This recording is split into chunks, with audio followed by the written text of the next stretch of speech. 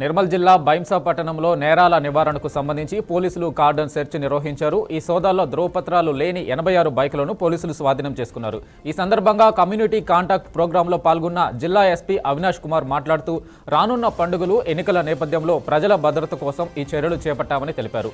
యువత డ్రగ్స్కి దూరంగా ఉండాలని, నేరపూరిత చర్యల్లో భాగస్వాములు కాకుండా సురక్షితమైన మార్గాన్ని ఎంచుకోవాలని ఆయన సూచించారు. భద్రతా పరంగా పోలీసులు ప్రజలతో కలిసి పనిచేస్తారని తెలిపారు. తూర్పుగోదావరి జిల్లాలోని వైఎస్ఆర్ జంక్షన్ వద్ద మంగళవారం ఉదయం విషాదకర ఘటన చోటు చేసుకుంది. రోడ్డు దాటుతున్న సమయంలో ఓ ద్విచక్ర వాహనం ఢీకొట్టడంతో రాజమండ్రికి చెందిన లత అనే మహిళ అక్కడికక్కడే మృతి చెందింది. తలకు తీవ్ర గాయాలు కావడంతో ఆమె తక్షణమే ప్రాణాలు కోల్పోయినట్లు స్థానికులు తెలిపారు. ఘటనపై సమాచారం అందుకున్న పోలీసులు వెంటనే సంఘటనా స్థలానికి చేరుకుని కేసు నమోదు చేసి దర్యాప్తు ప్రారంభించారు. మృతదేహాన్ని పోస్టుమార్టం కోసం ఆసుపత్రికి తరలించారు. గుంటూరు జిల్లా ప్రత్తిపాడు నియోజకవర్గం పరిధిలో స్త్రీ శక్తి మహిళల ర్యాలీని ఘనంగా నిర్వహించేందుకు తెలుగు మహిళా కమిటీలు కృషి ప్రారంభించాయి.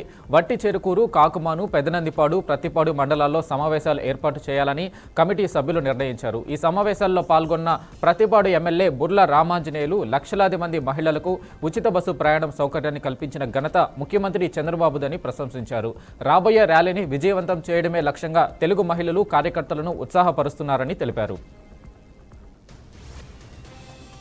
ఖమ్మం జిల్లా పాలేరు నియోజకవర్గంలో మిషన్ భగీరథ ప్రాజెక్టులో పనిచేస్తున్న కార్మికులు వేతనాలు చెల్లించకపోవడంతో పాలేరు పంప్ హౌస్ వద్ద మెరుపు సమ్మెకు దిగారు. ఈ సమ్మె ప్రభావంతో గ్రామాలకు నీటి సరఫరా పూర్తిగా నిలిచిపోయింది. అనూహ్యంగా తాగునీరు అందక ప్రజలు తీవ్ర ఇబ్బందులు ఎదుర్కొంటున్నారు. తమకు వేతనాలు వెంటనే చెల్లించకపోతే ఆందోళన మరింత ఉధృతంగా కొనసాగిస్తామని కార్మికులు హెచ్చరించారు. పరిస్థితిని గమనించిన అధికారులు తక్షణ స్పందనతో మాత్రమే ప్రజలకు సేవలు పునరుద్ధరమయ్యే అవకాశం ఉందని కార్మికులు తెలిపారు. భద్రాద్రి కొత్తగూడెం జిల్లా అశ్వారావుపేట నియోజకవర్గంలోని అప్పారావుపేట పామాయిల్ ఫ్యాక్టరీ వద్ద అధికారులు చూపుతున్న నిర్లక్ష్యంపై రైతులు ఆగ్రహం వ్యక్తం చేశారు. పామాయిల్ గెళ్లతో వచ్చిన ట్రాక్టర్లు గంటల తరబడి ఫ్యాక్టరీ గేటు వద్ద నిలబెట్టి వేస్తూ తమ సహనాన్ని పరీక్షిస్తున్నారని రైతులు ఆరోపించారు. తెలంగాణ రాష్ట్రంలో అత్యాధునిక సాంకేతికతతో నిర్మించబడిన ఈ ఫ్యాక్టరీ గంటకు 90 టన్నుల ప్రాసెసింగ్ సామర్థ్యం కలిగినప్పటికీ వాస్తవంలో మాత్రం పనితీరు నిరాశ కలిగించేదిగా ఉందని వారు అన్నారు. వేళ్లకు గెల్లు ప్రాసెసింగ్ కాకపోవడం వల్ల రైతులకు నష్టం వాటిల్లుతుందని, సమస్యను తక్షణమే పరిష్కరించాలంటూ అధికారులు స్పందించాలని వారు డిమాండ్ చేస్తున్నారు. యాదాద్రి భువనగిరి జిల్లా చౌటుప్పల్లో పోలీసులు గోవుల అక్రమ రవాణాను అడ్డుకున్నారు. రాజమండ్రి, కోదాడ ప్రాంతాల నుంచి 43 గోవులను అక్రమంగా తరలిస్తున్న 2 వాహనాలను పోలీసులు పట్టుకున్నారు. ఈ సమాచారం బజరంగ్ దళ్ కార్యకర్తలు పోలీసులకు అందించగా చౌటుప్పల్ పోలీసులు వెంటనే స్పందించి వాహనాలను సీజ్ చేశారు.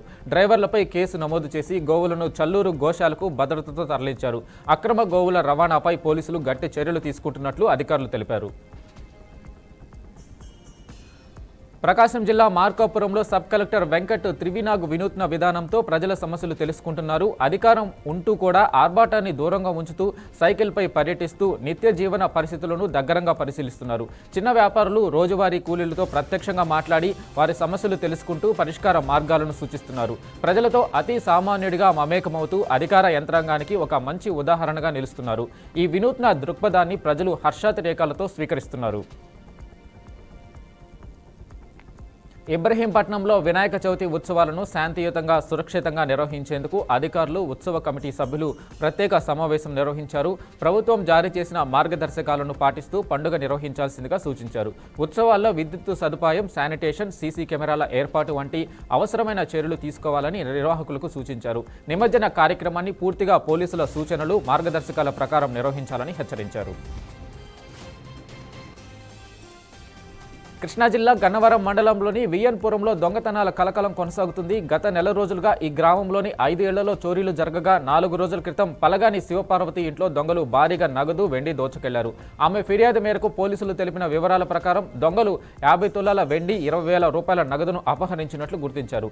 ఘటనపై కేసు నమోదు చేసి పోలీసులు దర్యాప్తు ప్రారంభించారు. వరుస చోరీలతో గ్రామస్తులు భయభ్రాంతులకు గురవుతున్నారు. భద్రత కల్పించేందుకు గ్రామంలో పోలీస్ నిఘా పెంచినట్లు సమాచారం. వికారాబాద్ జిల్లా పరిగి మండలం రూప్ఖాన్పేట్ శివారులో నేషనల్ హైవే 163పై ఘోర రోడ్డు ప్రమాదం సంభవించింది. ఐరన్ రాడ్ లోడ్ చేసిన సీకులతో రోడ్డుపై ఆగి ఉన్న ట్రాక్టర్ ట్రాలీని వెనుక నుంచి 2 చక్రాల వాహనం ఢీకొట్టింది. ఈ ప్రమాదంలో ద్విచక్ర వాహనదారుడు తీవ్ర గాయాల పాలై స్థానికులు కష్టపడి బయటకు తీశారు. వెంటనే పరిగి ప్రభుత్వ ఆసుపత్రికి తరలించి ప్రాథమిక చికిత్స అందించారు. తర్వాత అతన్ని మెరుగైన వైద్యం కోసం హైదరాబాద్ గాంధీ ఆసుపత్రికి తరలించారు. ప్రమాదానికి సంబంధించిన విచారణ అధికారులు చేపట్టారు. సూర్యాపేట జిల్లా కోదాడ పట్టణంలోని శ్రీమన్నారాయణ కాలనీ 21వ వార్డులో ఓ ఇంట్లో దొంగతనం జరిగింది. ఈ ఘటనలో దొంగలు 12 తులాల బంగారం మరియు 2 లక్షల రూపాయల నగదును చోరీ చేశారు. బాధితులు పోలీసులకు ఫిర్యాదు చేశారు. సమాచారం అందుకున్న పోలీసులు వెంటనే కేసు నమోదు చేసి దర్యాప్తు ప్రారంభించారు. ముఠా దొంగల్ని పట్టుకునేందుకు ప్రత్యేక దళాన్ని ఏర్పాటు చేసి పరిశీలనలు చేస్తున్నట్లు తెలిపారు. వేములవాడ పట్టణంలో రోడ్డు వెడల్పు పనుల శంకుస్థాపన కార్యక్రమాన్ని 6 కోట్ల రూపాయల ఖర్చుతో నిర్వహించారు. రాష్ట్ర ప్రభుత్వ విప్ ఆది శ్రీనివాస్ ఈ కార్యక్రమంలో పాల్గొన్నారు. భూములు కోల్పోయిన వారు అందరికీ ప్రత్యేక జాగ్రత్తలు తీసుకుంటామని తెలిపారు. ఆయన పేర్కొన్నట్లు రాజన్న ఆలయ అభివృద్ధి, పట్టణ సంక్షేమ పథకాలపై ప్రభుత్వం ప్రాధాన్యత పెట్టి ప్రజల సంక్షేమాన్ని ముందుకు తీసుకెళ్లేందుకు కృషి చేస్తుందని చెప్పారు. ఇందిరమ్మ ఇళ్ల మంజూరు, ఇతర సంక్షేమ పథకాలు విజయవంతంగా అమలవుతుండగా ప్రజలతో కలిసి అభివృద్ధిలో భాగస్వామ్యం కావాలని ఆయన పిలుపునిచ్చారు. మెదక్ జిల్లాలోని ఏడుపాయల గర్భగుడి వరద నీటిలో 10 రోజుల పాటు మునిగింది. ఈ కారణంగా గర్భగుడి క్యూలైన్లు, షెడ్లు, గ్రానైట్ వంటి నిర్మాణాల ధ్వంసమయ్యాయి. ప్రస్తుతం ఆలయ సిబ్బంది శుభ్రపరిచే పనులు చేపట్టారు. అమ్మవారి దర్శనం ఈ 2 రోజులలో ప్రారంభమవుతుందని అధికారులు తెలిపారు. వరద ప్రభావంతో సుమారు 7 నుంచి 8 లక్షల రూపాయల నష్టం జరిగినట్లు సమాచారం. ఆలయ సంరక్షణ, పునరుద్ధరణకు అధికారులు తక్షణ చర్యలు తీసుకుంటున్నారు. యాదాద్రి భువనగిరి జిల్లా మల్లాపురం గ్రామంలో రజక కులానికి చెందిన 42 ఎకరాల భూమిపై నకిలీ సంతకాల మోసం సంచలనంగా వెలుగుచూసింది. గడసంతల వెంకటేష్ అనే వ్యక్తి అసలు వాటాదారులను మించుకొని కొంతమంది పేర్లపై డాక్యుమెంట్లు తయారు చేసి 2015లో ఆ భూమిని ననబోలు ఇండస్ట్రీస్కు అమ్మాడని సమాచారం. 2020లో అదే భూమిని మళ్లీ విక్రయించేందుకు కొంతమందిపై తెలియకుండా కేసులు వేసి ఫోర్జరీ సంతకాలు చేయడంతో సంబంధిత వ్యక్తులు ఆందోళనకు దిగారు. ఈ విషయంలో స్థానిక పోలీసులు కేసు నమోదు చేసి దర్యాప్తు చేపట్టారు. భూమి సమస్యను పరిష్కరించేందుకు సంబంధిత అధికారులతో ప్రజలు సహకారం కోరుతున్నారు. కర్నూలు జిల్లా స్పెషల్ బ్రాంచ్లో సిబ్బంది ఏళ్లుగా బదిలీలను నివారించి ఒకే డివిజన్లో అటు ఇటుగా మారుతూ కార్యకలాపాలు కొనసాగించడంపై తీవ్ర విమర్శలు వెలువెత్తుతున్నాయి. సుమారు 60 మంది సిబ్బంది ఉన్న ఈ విభాగంలో కొందరు కానిస్టేబుల్గా చేరి ఎస్ఐగా పదోన్నతిని పొందుతూ రిటైర్ అవుతున్నారు. పరిచయాలు బలంగా ఉండటం వల్ల మట్కా, గుట్కా, బెట్టింగ్ వంటి గేరేటెడ్ కార్యకలాపాలు కొనసాగుతున్నాయని ఆరోపణలు వినిపిస్తున్నాయి. ఈ పరిస్థితి పోలీసు వర్గాల్లో పెద్ద సమస్యగా మారకముందే అధికారుల దృష్టికి సారించాలని స్థానికులు భావిస్తున్నారు. అధికారులు దర్యాప్తు జరిపి చర్యలు తీసుకోవాలని స్థానికులు, సోషల్ మీడియా వర్గాలు డిమాండ్ చేస్తున్నారు.